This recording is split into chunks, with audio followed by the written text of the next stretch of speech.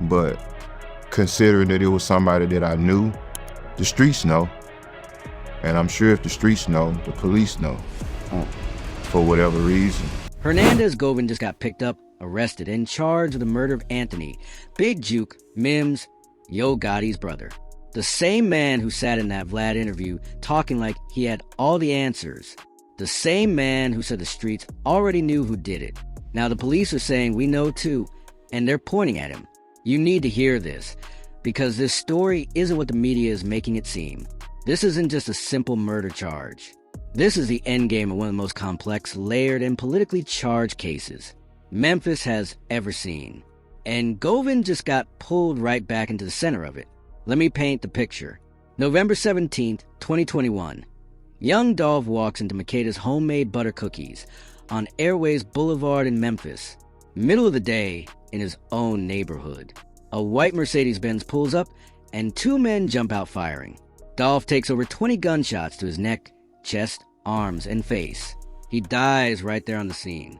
He never made it out of that cookie shop. That murder shook Memphis to its core.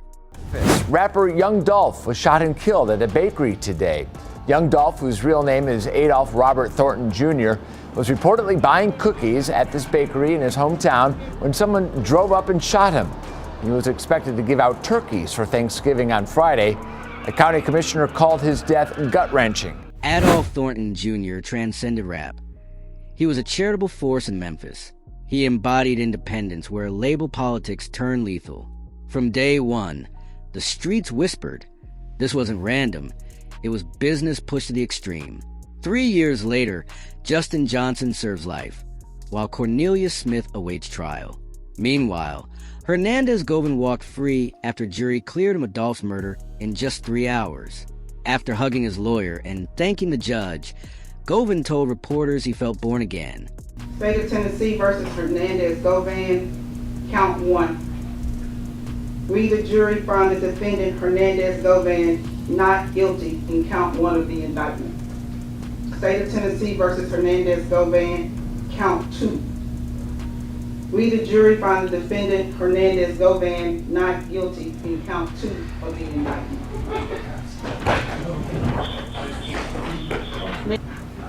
Mr. Hernandez Govan, a jury of your peers having found you not guilty of all charges, sir, you are free to go. Thank you so much, Judge. Govan hit the interviews, talking reckless on Vlad TV.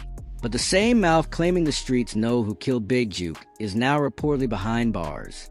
Memphis police are firing back, claiming they know it was him. Strap in, because every layer here connects. You'll soon see that the deaths of Big Juke and Young Dolph weren't separate events. They were chapters in one book. Govan might be the author the prosecution needs. This saga didn't start with Dolph's murder. It began with a years-long Memphis rivalry. Yo Gotti, or Mario Mims, built a CMG powerhouse with artists like Moneybagg Yo and ESTG. However, Young Dolph, owner of Paper Route Empire, refused to bend the knee, rejecting every major deal. The streets say CMG wanted Dolph to align, but he declined loudly through his music and interviews. He feared no one in Memphis, including anyone tied to CMG. Now, remember Anthony Big Juke? Mims was Yo Gotti's older brother. Big Juke wasn't just a proud big brother on the sidelines. He was CMG's number 2, operational, connected, present. According to federal testimony at trial, he allegedly put a $100,000 bounty on Young Dolph's head. Cornelius Smith said under oath during Justin Johnson's 2024 trial that the hit carried that price, plus smaller bounties on every Paper Route Empire artist. Pick a PR artist, collect a check. That's what was stated in open court. Here's what matters. Big Juke was a suspect in the Young Dolph murder. Retired Sergeant Taryn Dabney admitted during Govan's August 2025 trial that Juke was considered a suspect. But when defense attorney Manny Aurora pressed him, Dabney conceded Juke was never questioned by Memphis police. Never brought in, never interviewed, not once. Let that sink in. The man allegedly funding the operation was never questioned. Meanwhile, Hernandez Govan, the alleged middleman, was arrested, jailed for 10 months, tried for first-degree murder, and freed only after a jury failed to reach a guilty verdict in 3 hours. So, who is Hernandez Govin? A 45-year-old Memphis native with an arrest record dating back to the late 90s. Not a rapper, not a public label executive. He's a connector, a middleman, a fixer, someone who knows everyone and makes things happen. Prosecutors say he was a bridge, tied directly to CMG. Prosecutors allege Govin introduced Justin Johnson and Cornelius Smith, two men who barely knew each other, and pointed them toward Paper Route Empire. They say he supplied the guns and stood to collect $10,000 once it was done. That's the state's theory. Govin is between Big Juke and the shooters, a bridge between money and murder. Now rewind to November 17th, 2021. We know what happened at Makeda's Cookies, but the key detail is the day before, November 16th. Cornelius Smith testified they tried to hit Dolph that day after hearing he was at a Memphis gas station. They pulled up. Dolph was gone. They reset. Here's what changes everything. How did they know Dolph would be in Memphis the next day? Someone gave them that drop. Smith testified it was Govin, who told them Paper Route artists were hosting a Thanksgiving turkey drive that week. Allegedly, Govin said, "That's the opportunity." He didn't pull the trigger or drive, but prosecutors claim he told armed men where, when, and how to find the target. On November 17th, 2021, they arrived in a white Mercedes-Benz. Young Dolph never made it home. Within 2 months, January 2022, Johnson and Smith were arrested. Phone records, witnesses, the full case file. Smith was caught quickly. Johnson was tracked down in Indiana after manhunt. Both were indicted. The system moved fast on them. Govin remained free for nearly a year. Then in November 2022, Shelby County District Attorney Steve Mulroy announced his indictment. 3 felony counts.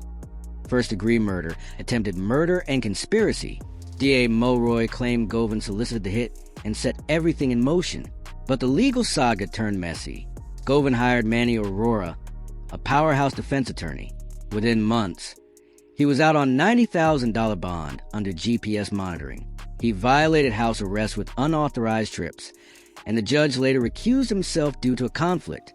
Even a June 2024 arrest in Mississippi for stalking didn't revoke his bond.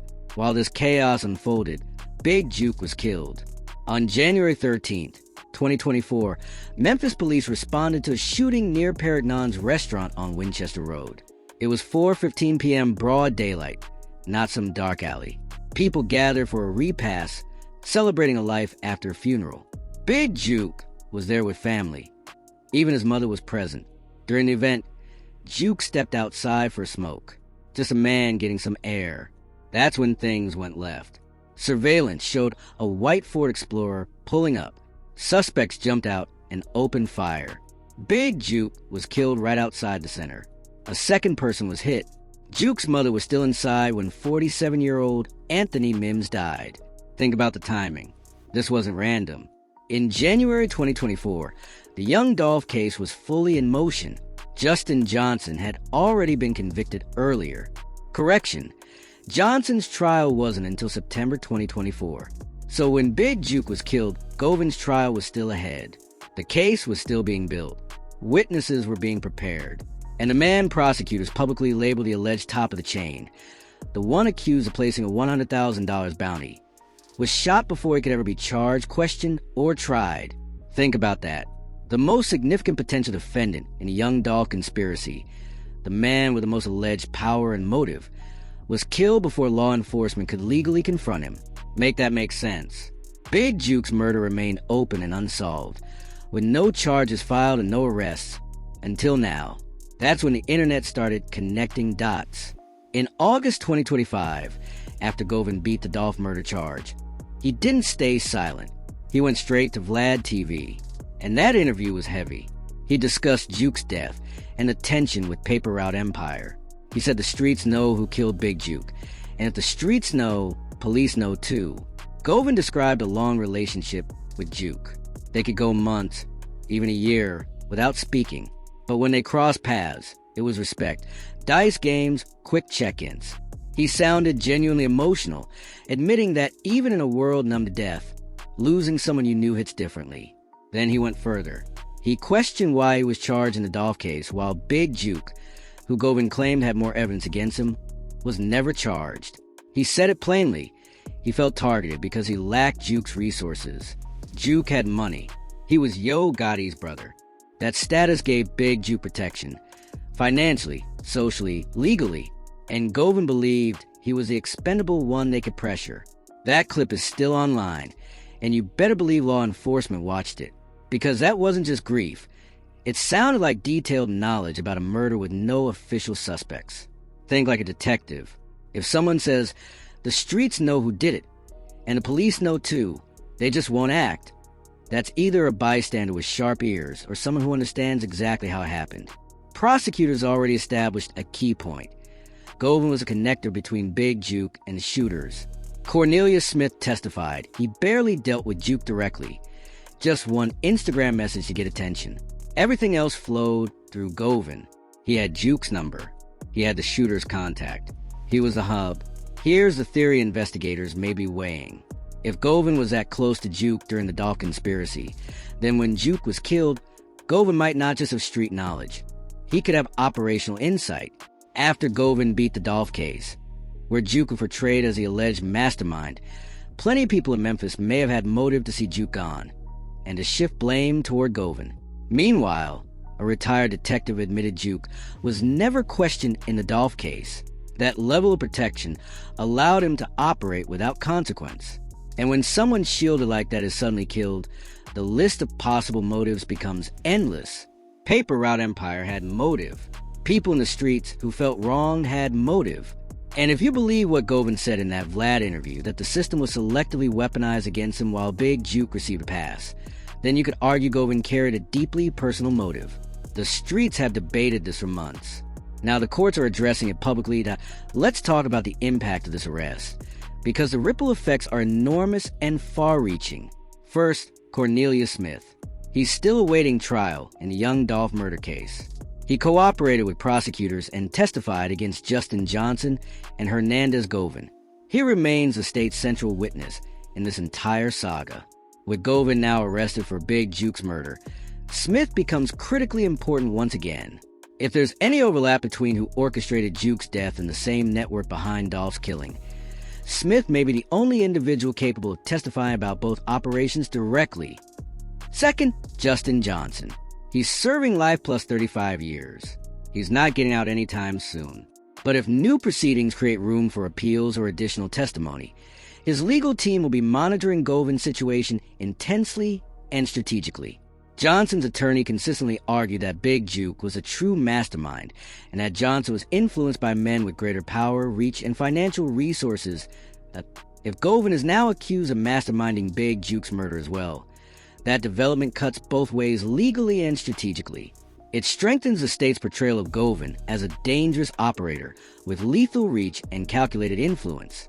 At the same time, it could provide Johnson's defense new ammunition to argue their client wasn't the kingpin. He was merely a pawn caught in a much larger, more powerful game.